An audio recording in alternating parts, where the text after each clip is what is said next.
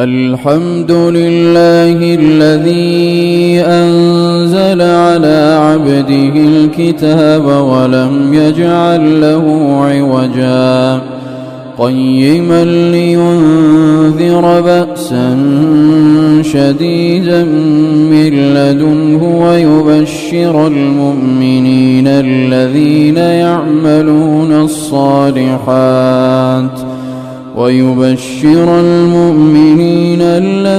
يعملون الصالحات أن لهم أجرا حسنا